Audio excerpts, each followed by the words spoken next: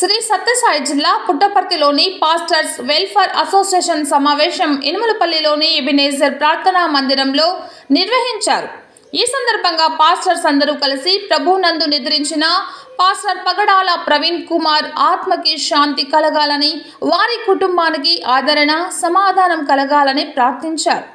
ఈ సందర్భంగా వారు మాట్లాడుతూ, పాస్టర్ పగడాల ప్రవీణ్ కుమార్కి జరిగింది యాక్సిడెంట్ కాదని, హత్య అని వస్తున్న విమర్శనలపై అధికారులు, ప్రభుత్వం చొరవ తీసుకొని న్యాయం జరిగించాలని కోరారు.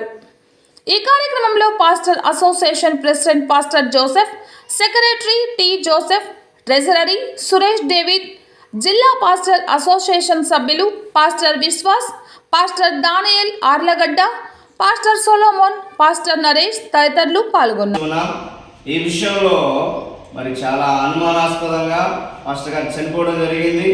ఈ విషయంలో మరి ఆంధ్రప్రదేశ్ ప్రభుత్వం వారు మా అందరికి కూడా న్యాయం చేయాలని, ఈ విషయంలో చక్కగా దర్యాప్తు చేసి నిజ నిజాలు తేల్చాల్సినటువంటి అవసరత ఎంతైనా కూడా ఉందని మరి పుట్టపర్తి పాస్టర్స్గా మేము అందరం కోరుకుంటూ ఉన్నాం.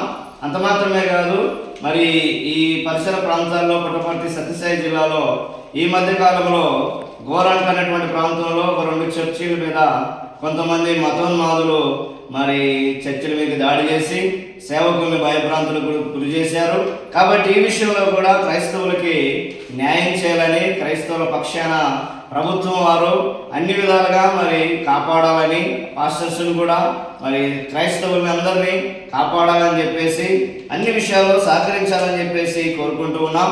అంత మాత్రమే కాదు కానీ మరి ఇలాంటి విషయాల్లో క్రైస్తవులందరూ కూడా అన్ని విభేదాలు పక్కన పెట్టేసి సేవకులందరూ కలిసి మనమందరం ఐకమత్యంగా ఉంటూ దేవుని పరిచయంలో ముందు కొనసాగాలని కోరుకుంటూ ఉన్నాం. దేవుడి మాటలు దీవించును గాక.